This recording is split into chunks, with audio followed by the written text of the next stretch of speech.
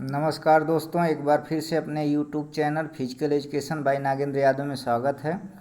और आज की वीडियो मैं पार्ट 5 लेकर आया हूँ स्पोर्ट्स ट्रेनिंग की वीडियो। इसमें 16 क्वेश्चन कवर करूँगा जो आपके लिए बहुत ही इम्पॉर्टेंट होंगे। और मैं हर एक क्वेश्चंस के ऑप्शंस को एक्सप्लेन करने की कोशिश करूँगा। साथ ही साथ जो भी हमें समझ में आएगा कि आप लोग को इसके बारे में नॉलेज देना है, उस ऑप्शन के बारे में भी एक्सप्लेन करूँगा।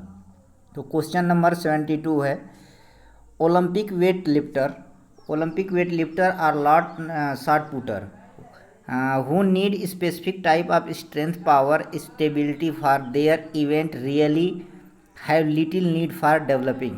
यानी कि जो कहा है कि ओलंपिक वेट लिफ्टर होते हैं, शॉट पुटर होते हैं और Olympic weight lifter shot putter के लिए स्पेसिफिक स्ट्रेंथ की ज़रूरत होती है। किस प्रकार की स्पेसिफिक स्ट्रेंथ की ज़रूरत होती है? स्पेसिफिक स्ट्रेंथ, पावर, स्टेबिलिटी की। साथ ही साथ उन्हें थोड़ी सा एक कंपोनेंट डेवलप करने की भी नीड होती है, दूसरे कंपोनेंट डेवलप करने के लिए नीड होती है। उसको क्या बोलते हैं? एंडोरेंस, स्पीड ऑफ मूवमेंट, उसके बाद है एजिलिटी और डी है फ्लेक्सिबिलिटी। तो क्वेश्चन नंबर 72 का ऑप्शन नंबर ए सही है। एंडोरेंस की भी ज़रूरत होती है, हल्की ज़रूरत, ज़्यादा ज़रूरत नहीं होती है। उनको स्ट्रेंथ और पावर की नीड तो होती है, साथ ही साथ एंडोरेंस की थोड़ी सी ज़रूरत होती है डेवलप करने की। क्वेश्चन नंबर 73 है, which of the following event exemplified isotonic contraction. निम्नलिखित में से कौन सा ऐसा इवेंट है, कौन सा ऐसा एक्शन है, क्रिया है जो आइसोटोनिक कॉन्ट्रैक्शन का उदाहरण है? निम्नलिखित में से कौन सा एक्शन है जो आइसोटोनिक कॉन्ट्रैक्शन का उदाहरण है? आइसोटोनिक का मतलब होता है, आइसो मीन्स कुछ और टोन माने तनाव, जिस कॉन्ट्रैक्शन में, संकुचन में कुछ तनाव दिखे, यानी कि मांसपेशियां छोटी हो, शॉर्ट हो, तो उसे बोलते हैं आइसोटोनिक कॉन्ट्रैक्शन। तो ऑप्शन नंबर ए है, holding a few books in your arm, यानी कि अपने हाथ में कुछ बुक को होल्ड करके रखना, तो ये आइसोमेट्रिक का ही एग्जाम्पल आएगा। बी है, keeping the door open for someone to step, यानी कि कोई डोर को खोलना। Arm hang on a horizontal bar, यानी कि हॉरिजेंटल बार पे बाँव से लटकना, अपने भुजाओं से लटकना। और डी है, पुलिंग ओपन ए विंडो, यानी एक खुली हुई विंडो को खींचना। तो ऑप्शन नंबर डी सही है। क्वेश्चन नंबर 74 है, 74 क्वेश्चन नंबर है, it is now experimentally proved that training at fast speed of movement generally increase strength. It is now experimentally proved that training at fast speed of movement generally increase strength, यानी कि यह प्रयोगात्मक रूप से prove है कि प्रशिक्षण में स्पीड ऑफ मूवमेंट को जनरली बढ़ाया जा सकता है। यह प्रयोगात्मक रूप से सिद्ध है, प्रूव्ड है कि प्रशिक्षण में इस फास्ट स्पीड के लिए स्पीड ऑफ मूवमेंट को सामान्य रूप से बढ़ाया जा सकता है। तो कैसे बढ़ाया जा सकता है? ऑप्शन नंबर ए है, in almost all muscles of the body, in almost all muscles of the body. और बी है, of the muscles directly involve in the running mechanism. और सी है, at all speed of movement. और D है, at selected speed of movement. तो question number 74 का है option number D, at selected speed of movement, चयनित speed movement के द्वारा बढ़ाया जा सकता है speed of movement. Question number 75 है, muscular endurance is largely an, यानी कि muscular endurance is largely and. Muscular endurance का मतलब होता है कि वह पेशीय क्षमता जो थकी हुई अवस्था में देर तक कार्य करे, तो उसको मस्कुलर एंड्योरेंस बोलते हैं। और यह एक लार्जली विस्तृत रूप से है, क्या है? ऑप्शन नंबर ए है, ability of a person to do work speedly, व्यक्ति की वह क्षमता एक व्यक्ति की वह क्षमता जो तेजी से कार्य करे, स्पीडली कार्य करे। बी है conditioned ability of the body to resist fatigue, अनुकूलन क्षमता, शरीर की अनुकूलन क्षमता जो थकान के विरुद्ध कार्य करे। और सी है acquire characteristic of all top athlete, यानी कि सभी टॉप एथलीट की प्राप्त विशेषताएं। और डी है essential fitness component of gymnastic and wrestler, gymnast और रेसलर का अनिवार्य फिटनेस कंपोनेंट। तो इसमें ऑप्शन नंबर बी सही है, conditional ability of the body to resist fatigue. मैंने पहले ही बता दिया कि शरीर की वह क्षमता जो थकी हुई अवस्था में देर तक कार्य करे। क्वेश्चन नंबर 76 है, as far as fitness is concern priority training is basic form of. As far as concern priority training is the basic form. जैसा कि यह सोच विचार किया जाता है फिटनेस के लिए, जैसा कि इस फिटनेस के से संबंधित सोच विचार किया जाता है कि जो प्रायोरिटी है, जो प्राथमिकता है, ट्रेनिंग की प्राथमिकता है, उसका बेसिक फॉर्म है। क्या है? एंडोरेंस ट्रेनिंग है, स्पीड ट्रेनिंग है, रिलैक्सेशन ट्रेनिंग है या वेट ट्रेनिंग। तो जो बेसिक फॉर्म है, प्रायोरिटी है ट्रेनिंग की, उसी को फिटनेस के लिए कंसर्न किया जाता है और वो है वेट ट्रेनिंग। ऑप्शन नंबर 4 सही है। क्वेश्चन नंबर 77 है, which of the following two fitness component are considered two side of the same coin. निम्नलिखित में से कौन सा ऐसा फिटनेस कंपोनेंट है जो एक ही सिक्के के दो पहलू हैं। निम्नलिखित में से कौन से दो फिटनेस कंपोनेंट हैं जो एक ही सिक्के के दो पहलू हैं। तो ऑप्शन नंबर ए है मस्कुलर इंडोरेंस एंड स्ट्रेंथ, और बी है muscular strength and cardiorespiratory endurance, C है एजिलिटी एंड एक्सटेंड फ्लेक्सिबिलिटी, और डी है डायनेमिक बैलेंस यानी गतिमान संतुलन और बॉडी कंपोजिशन शारीरिक बनावट। तो इसमें ऑप्शन नंबर ए है मस्कुलर इंडोरेंस पेशीय क्षमता और स्ट्रेंथ शक्ति। तो ऑप्शन नंबर ए सही है। मस्कुलर इंडोरेंस का मतलब होता है कि पेशी की क्षमता जो थकी हुई अवस्था में देर तक कार्य करे, और स्ट्रेंथ का मतलब होता है कि वह पेशी क्षमता जो रेसिस्टेंट के विरुद्ध कार्य करे। क्वेश्चन नंबर 78 है, the intensity of any weight training program is directly related to individuals. The intensity of in weight training program is directly related to the individual, यानी कि भार प्रशिक्षण प्रोग्राम का संबंध डायरेक्टली यानी प्रत्यक्ष रूप से एक इंडिविजुअल पे आधारित होता है। भार प्रशिक्षण का वह प्रोग्राम जो व्यक्तिगत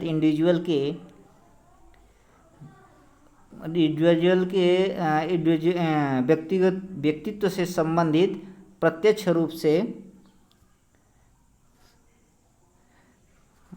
संबंधित होता है। तो ऑप्शन नंबर ए है साइकोलॉजिकल मेकअप यानी कि मनोवैज्ञानिक बनावट, और बी है एबिलिटी टू इंड्योर पेन दर्द सहन की क्षमता, और सी है specific health or performance goal to be pursued, विशेष हेल्थ और परफॉर्मेंस लक्ष्य जो निर्धारित हो, और डी है need to burn calorie fast, तेजी से कैलोरी बर्न करने की आवश्यकता। तो ऑप्शन नंबर सी सही है। क्वेश्चन नंबर 79 है कि which of the following biomotor ability is generally considered most difficult to improve, यानी निम्नलिखित में से कौन सी बायोमोटर एबिलिटी है जो कठिन रूप से थोड़ा इम्प्रूव किया जा सकता है, सामान्यतः उसको इम्प्रूव किया जा सकता है। तो फ्लेक्सिबिलिटी को इम्प्रूव किया जा सकता है, स्टेबिलिटी ये भी इम्प्रूव हो जाती है, स्पीड जेनेटिक फैक्टर है यही नहीं इम्प्रूव होती है, और यह मसल्स फाइबर पे डिपेंड करती है, जिसके शरीर में फास्ट टिश्यू फाइबर ज़्यादा होंगे उसकी स्पीड ज़्यादा होगी, और यह जेनेटिक फैक्टर है। और ऑप्शन नंबर डी है स्ट्रेंथ। तो इसमें ऑप्शन नंबर सी सही है, स्पीड।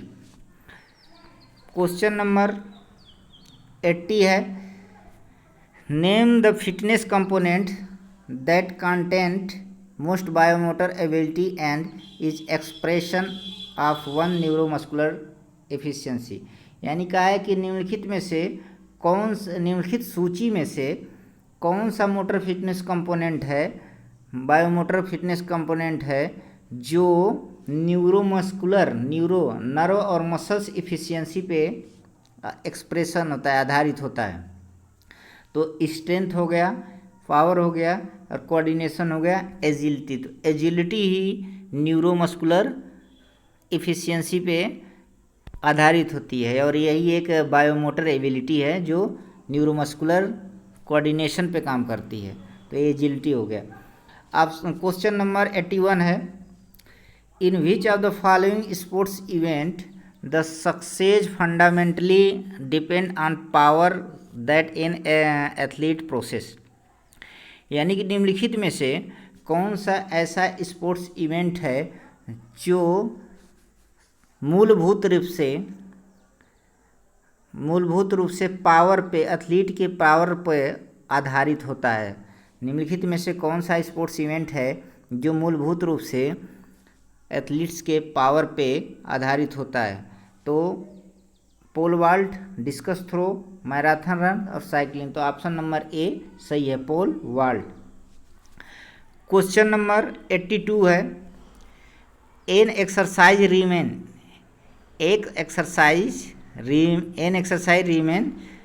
रिमेन्स का मतलब होता है नियम, low load and high volume of sufficient intensity. कहा है कि एक एक्सरसाइज नियमानुसार एक्सरसाइज में अगर लोड कम हो और हाई वॉल्यूम हो, मतलब कि जो वर्क की समय बढ़ा दिया जाए, लोड हो और सफिशिएंट पर्याप्त मात्रा में इंटेंसिटी हो, तो क्या परिणाम आता है? कंट्रीब्यूट्स टू मसल इलास्टिसिटी, यानी कि मसल्स की लचीलापन कंट्रीब्यूट होती है, वितरित होती है। उसके बाद डी है, reduce the risk of cardiovascular disease, यानी कि कार्डियो से संबंधित जो बीमारी है उस रिस्क को घटाता है। और सी है, add to lower body strength को ऐड करता है। और डी है, प्रोड्यूस ट्रेमेंडस मेटाबॉलिक चेंज, यानी कि जबरदस्त चयापचय परिवर्तन उत्पन्न होता है। तो ऑप्शन नंबर बी सही है, reduce the risk of cardiovascular disease. जब लो लोड होगा, हाई वॉल्यूम होगा और सफिशिएंट मात्रा में इंटेंसिटी होगी तो आप reduce the risk of cardiovascular disease. Option number B सही है। क्वेश्चन नंबर 83 है, in continuous method of training while the intensity of workout is kept comparatively low, the duration is kept। यदि continuous method of training के अंतर्गत अगर intensity को कम रखते हैं तो उसकी तुलनात्मक में ड्यूरेशन क्या होगा? सेम होगा, हायर होगा, लॉन्गर होगा या वेरिएबल होगा?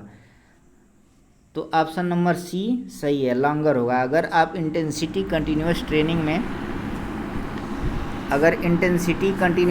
में आप लो रखते हैं तो उसकी तुलना में जो ड्यूरेशन है लॉन्गर होगा। तो ऑप्शन नंबर सी सही है। क्वेश्चन नंबर 84 है, the top class distance runner of today train bye running. आज के समय में जो टॉप क्लास के एथलीट रनर हैं वो अपने को रनिंग के द्वारा ट्रेन कैसे करते हैं? आज के समय में जो टॉप क्लास के रनर हैं, डिस्टेंस रनर है, वो रनिंग के द्वारा अपने को ट्रेंड कैसे करते हैं? ऑप्शन नंबर ए है, लॉन्गर डिस्टेंस पर वीक, यानी कि पर वीक, प्रत्येक वीक लंबे डिस्टेंस को कवर करते हैं। बी है, at the fastest speed possible, जितना संभव हो स्पीड में करते हैं रनिंग। और सी है, with weight of on ankle weight के साथ करते हैं। और डी है, longer and at faster speed possible, लंबी दूरी और जितना पॉसिबल हो तेज़ी से तेज़ी करते हैं। तो ऑप्शन नंबर डी सही है। क्वेश्चन नंबर 85 है। Question number 85, which of the following technique stresses आज programme place of work and recovery. निम्नलिखित में से कौन सा ऐसी स्ट्रेस टेक्निक है, निम्नलिखित में से कौन सी ऐसी स्ट्रेस टेक्निक है जो प्रोग्राम के फेज में, चरण में वर्क और रिकवरी पे आधारित होती है। तो इंटरवल ट्रेनिंग हो गया, कंटिन्यूस ट्रेनिंग हो गया, कंटिन्यूस मेथड, फटलेग और एक्सेलरेशन। तो इसमें ऑप्शन नंबर ए सही है। वर्क और रिकवरी की जब बात करते हैं तो इंटरवल ट्रेनिंग के अंतर्गत आता है। और इंटरवल ट्रेनिंग में वर्क करते हैं, इनकम्प्लीट रेस्ट लेते हैं, फिर वर्क करते हैं, फिर इनकम्प्लीट रेस्ट कर लेते हैं, और इनकम्प्लीट रेस्ट में थोड़ा सा हमें रिकवरी मिलती है। और इंटरवल ट्रेनिंग के अंतर्गत हमारा स्पीड एंडुरेंस का डेवलप होता है, और इसे मॉर्गन और एडम्सन ने दिया था। कंटिन्यूस ट्रेनिंग से एंडुरेंस डेवलप होता है, एक्सेलरेशन रन से स्पीड, और फटलेग ट्रेनिंग से एंडुरेंस। फटलेग को स्पीड प्ले भी कहते हैं, इसे गोस्टा होल्मर ने दिया था। और यह इसमें सरफेस डिसाइड नहीं होता है, और इसे स्वीडन में बनाई गई थी इस ट्रेनिंग को। क्वेश्चन